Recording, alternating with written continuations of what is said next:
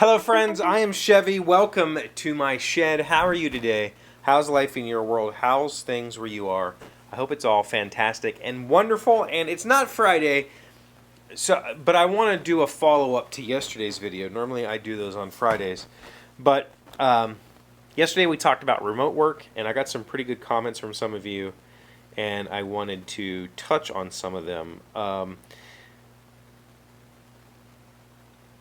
First of all, Jim Jones from Great Big Table talked about using Microsoft Teams working really well and having a whole bunch of kids on at the same time. Like, I guess he has 3 children plus him and his wife, and that is one issue here. M works remotely now, and I'm here, and when it's just the two of us, we're fine. But when the children are here, our internet can be pretty crappy. West Virginia internet is absolute garbage, and that's my biggest concern, because we use Teams for meetings only. We use Slack most of the time for personal communication or interpersonal communication. We are probably going to switch to Teams soon because the state has a license with Microsoft, and it's basically free to us, so I don't know why we're not using it currently. There was a reason. I forget the reason.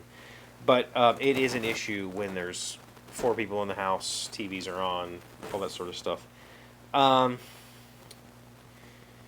Chris had something that I really wanted to touch on, and that is that he says he hasn't been in the office since March of 2020, same as me, so a little over a year. And he said he had the best of both worlds, working 4 10s, and he would do 2 days at work and 2 days at home. Or 2 days, he did 2 days. I screwed that all up. He did Monday, Tuesday, then Thursday, Friday, and he could work from home as needed. But he had a lot of meetings, and I totally get that. Like, the meetings thing is, I felt like I had a lot of meetings at work, and I felt that way because meetings at work always required me to get up and go somewhere, right? So I'm in the middle of working, and when I see that it's going to be 15 minutes until meeting time, I would just kind of go, now I have to get up and transplant myself. And the truth of the matter is, I really only had like 3 meetings a week when I was in the office, but those 3 meetings were super disruptive because I'm an early person, so I would always start at like 7. I used to go in between 6:30 and 7. I now am not allowed to start prior to 7:30, but whatever. I would get there at 7. A lot of my coworkers wouldn't get there till 9. Most of our meetings were 10 or in the afternoon, and so by the time 10 comes around, I've already been working for 3 hours, and I'm in a groove, and then I have to stop and go to a meeting, and then when I come back, it's like, it's really hard to get back into it. And I'm going to be honest, here's the thing about the meetings that I have to attend. Very, very, very rarely does anything in those meetings apply to me. Specifically talking about the meetings that I used to have in person. We had meetings with larger teams and stuff, and very, very rarely did anything have to do with me. It was just, because we have to get together once a week, let's have a meeting. And it was super disruptive. It really wrecked my whole day. Because I would get in a groove, and I would see that it's going to be a half an hour to go, and I would just have to stop working, because if I kept going, then I couldn't just stop and pick up and go somewhere else. So that was frustrating. Now I'm down to basically 1 meeting a day in the mornings. We have a little 15-minute meeting, which is fine, and honestly, for the most part, I can work through those, and I often do work through those. And then we have bi-weekly meetings for the other 2 meetings that I used to have every week, and I work through those. I usually just work through my meetings, because very rarely do I have to chime in, and when I do, it's very easy for me to just pause what I'm doing real quick, talk, and then go back to working. And I feel like this is kind of one of those touchy subjects, right? Because am I being a dissenter by not participating in the meeting? Maybe I am, but oftentimes the meeting is interrupting actual work, and I would rather do actual work than... So that happens. Meetings are a thing. But the other thing I wanted to touch on, this is kind of the reason I wanted to have this discussion, is Chris talks about he misses socializing, the relationships he has with his coworkers. And I miss that. I do. I miss talking to a few. I miss just being friendly with some people.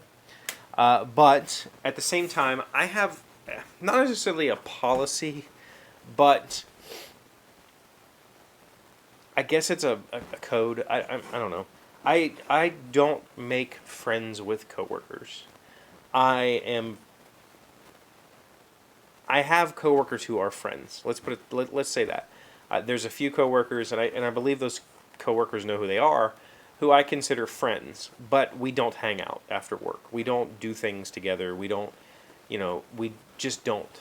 And I have found in the past when I have tried to make work friends, inevitably something in our personal life gets in the way of work, or something in our work life gets in the way of our personal life. And so I simply don't make friends with work people. I don't hang out with people at work. We don't, go out after work. There are, people that I enjoy lunches with, or we talk about hobbies that we mutually enjoy. But it's typically during the work hours, and I don't really make friends at work. It just feels a little bit weird to me. And I have also found that I have worked for friends. I have had friends who are my bosses, and working for a friend is the worst possible thing you could ever imagine. Like, just don't do it.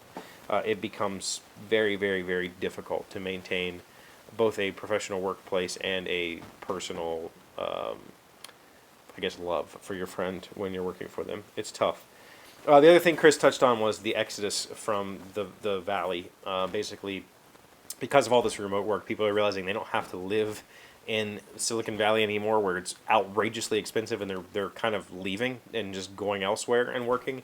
And he mentioned West Virginia, and I did want to point out, he asked if I was aware of what's going on. Yes, West Virginia right now is paying a bonus for you to move here as a remote employee. We have an opportunity to get tech interested people into this state because of remote work. So the state is actually offering money for you to move here and be a remote worker. In my county, I live in Marion County, West Virginia, is offering additional money to try to get people to come here.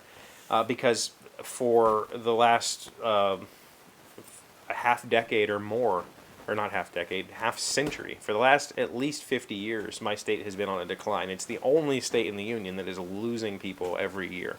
Every census, our population goes down.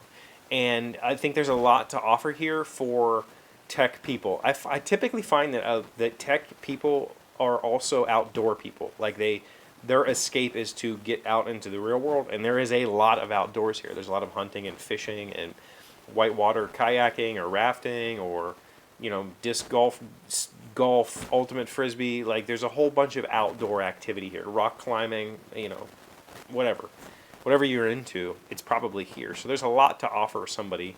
The problem is our internet sucks.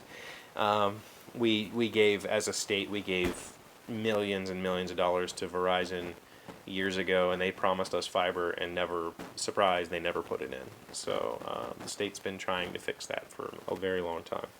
But those are a couple little things I wanted to touch on. I would love to hear your thoughts on anything that I had to say, especially about making friends at work. I'm curious how many people out there have maintained really good, close relationships with friends that they work with. Let me know in the comments. Thank you for being here. As always, thank you for liking, commenting, subscribing, being amazing friends and wonderful people. I really appreciate you. And I will see you again tomorrow. Today's word you should know to sound smart is frippery. It is a noun meaning ostentatious or affected elegance. The frippery of Laura's couture belied her nouveau rich origins. Frippery. Frippery. That freaking example sentence was the worst. And frippery is hilarious. Don't be frippant. I've heard flippant. That's not the same thing. That's frippery.